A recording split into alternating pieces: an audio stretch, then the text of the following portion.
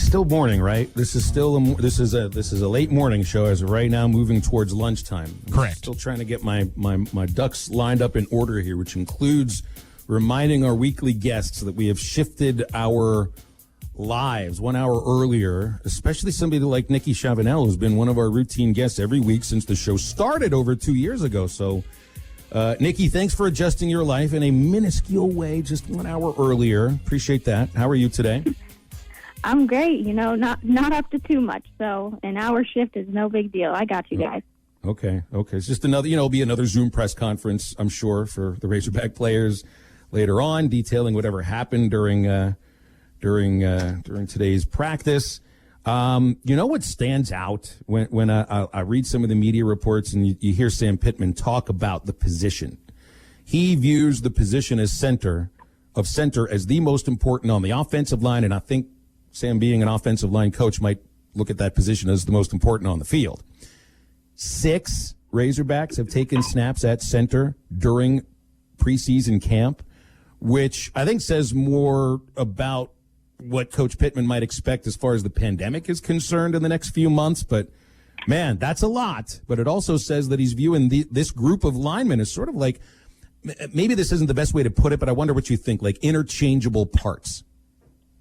Yeah, well, he's already said he wants the best 5 guys out there. So then, let's say, your 5th guy isn't naturally a center, but he's still your best guy. Well, you might as well see if he can snap the ball pretty well. So I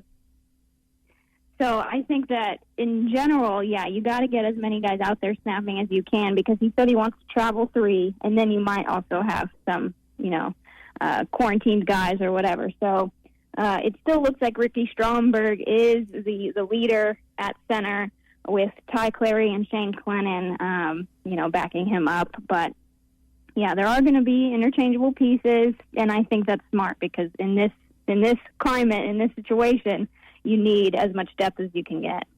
Also, I saw Bo Limmer took some snaps there, and he's played at both guard positions during fall camp. Would it be safe to say that Bo Limmer is at least one of the, if not the most biggest surprise of fall camp?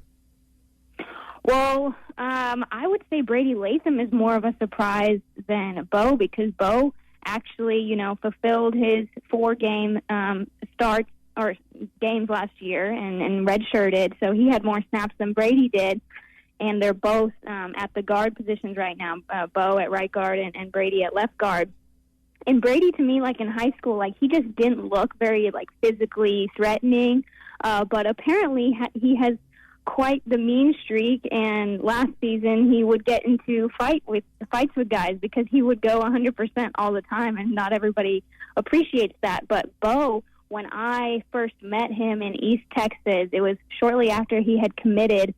His coaches were just over the moon about him, and they said, once he gets the size, he's going to have a job, and he'll be off to the NFL in no time. So Bo Limmer, to me, because I had heard that from his high school coaches, and I saw what he could do, I wasn't that surprised. I thought it was only a matter of time, but it's good to see them getting in there early, because that just means, you're going to get some consistent play from the same group of guys for the next couple of years. Speaking to Nikki Chavanelle here on Halftime. Nikki, when you look at some of the games that went across the waves this past Friday, you made the trip down to OKC to watch, I'm going to mispronounce this team, Vian versus Marshall. You got to look at the Solomon Wright and Bryce Stevens. Both had big games. Must have been fun to get to see some future Hogs get the win and get some playing time in there. Yeah, the drive back at 10:30 through the hill country was a little scary, but very glad I got to go out to OKC.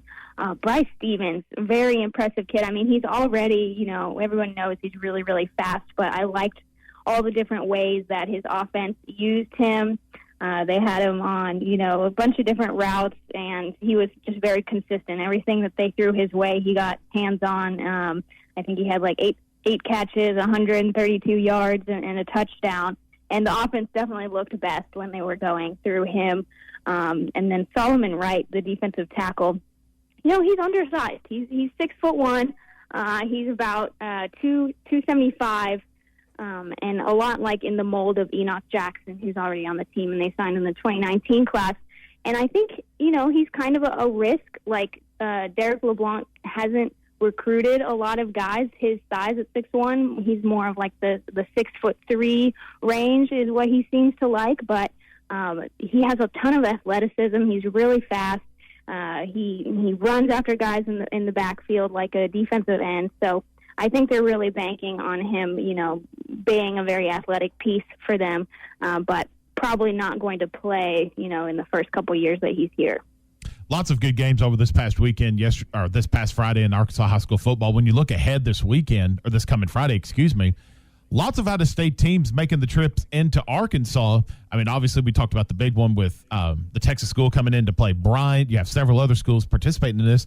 Is the reputation of Arkansas high school football trending upwards when you just look at the amount of out-of-state teams that are coming into Arkansas and playing? I think it is. If you look at recruiting, I mean, the 2022 class has so many kids with Division I offers already, even if a lot of those are from Kansas. But I think that it's a convenient, spot. I think Arkansas, it lies in a really good spot where, teams from Oklahoma or Texas or Tennessee can just come in and have some pretty nice competition.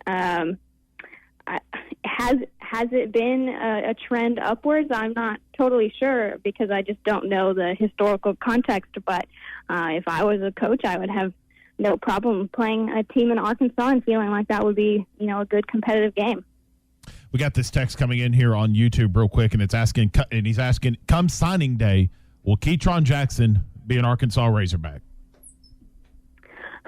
So, yeah, he'll definitely be one of the guys that you have to watch all the way until signing day.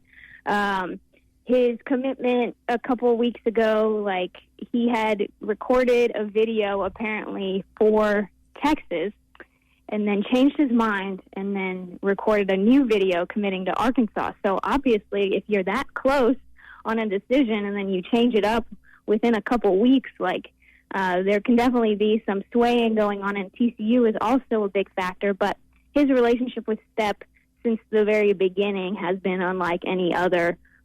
So if Arkansas can have a good enough season, then yeah, I say absolutely, he'll be a Razorback because of that relationship. But if things look really bad, if the wide receivers don't get the number of looks that he's expecting to see out of this Kendall Briles offense, then it might be a lot easier for TCU or Texas to sway him back in their direction. Ask about Landon Rogers and Aaron Outley for Parkview. I saw Rogers had a nice big game against Whitehall, but Outley didn't play. Any news on what the injury situation was with him? So I was told it was something with his meniscus and he got his knee scoped, but we checked in with Brad Bowling over there, the head coach at Parkview, and he said there's no timeline right now for his return. So maybe they just didn't have that information at the time, or they don't want to tell anyone because then people can game plan for when Aaron Outley will be back. And I'm sure that it makes a big difference for defensive coordinators on opposing teams. But who was it the other day? I think Jalen Catalan had a similar situation, and he's already back practicing, so he could be back within a couple of weeks. So just to wrap it up here, looking at the incoming class rankings for 2021, Hogs are top 25 right now according to Rivals.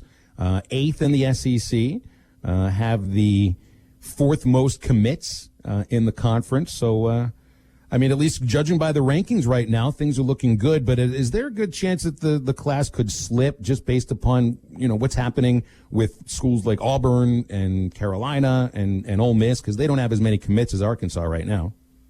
Yeah, I'm not as concerned with Ole Miss. Their recruiting has been pretty bad. But like Auburn, for example, at number 35, they only have 13 commits. So just by, adding commits, their number is going to shoot up. Penn State only has 13. So the schools that you usually see at the top of the rankings, Florida State only has 15.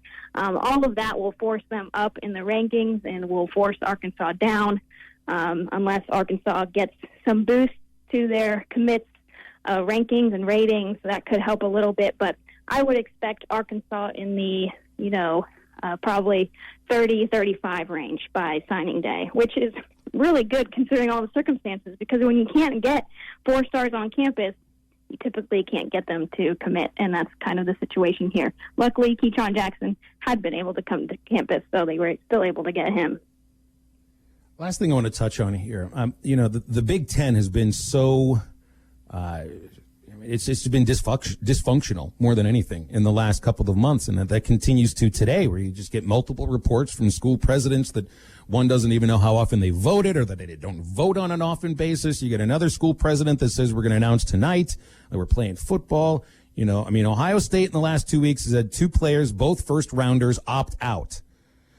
And I wonder if you think, once the pandemic subsides and we get back to whatever normal is going to be, is there going to be some kind of residual effect of the total dysfunction from the Big Ten on recruiting? Well, I certainly hope not. I don't see that really crossing over, because recruiting is typically, it's more regional than anything. Ohio State gets to recruit nationally, but other Big Ten teams have to recruit more regionally. So I'm not sure anything will really change with that. Like, if you grew up watching the Big Ten, you're more likely to go to a Big Ten program, even if you have witnessed this kind of disarray and complete lack of organization from them. All right, we'll leave it there, Nikki. Appreciate your time as always. Thanks, Nikki. 11:30 next Tuesday. Let's put that one Thanks, in stone. guys. I'm still reminding myself to wake up a little earlier than usual. It's Nikki Chavanelle. Make sure you follow her on Twitter at Nikki Chavanelle, and puts together great work. She and Hutch over there at Rivals. Our phone number on halftime, 877-377-6963. Taking you up till 1 o'clock today. Don't forget, Greeny is on our ESPN Arkansas affiliates from 1 to 3, followed by Ruskin and Zach. On our ESPN 99.5 affiliate in Northwest Arkansas, you'll have Press Row with Grant Hall from 1 to 3 before Ruskin and Zach do their thing. We'll come back after the break and wrap up the first hour of halftime with some interesting news across the country.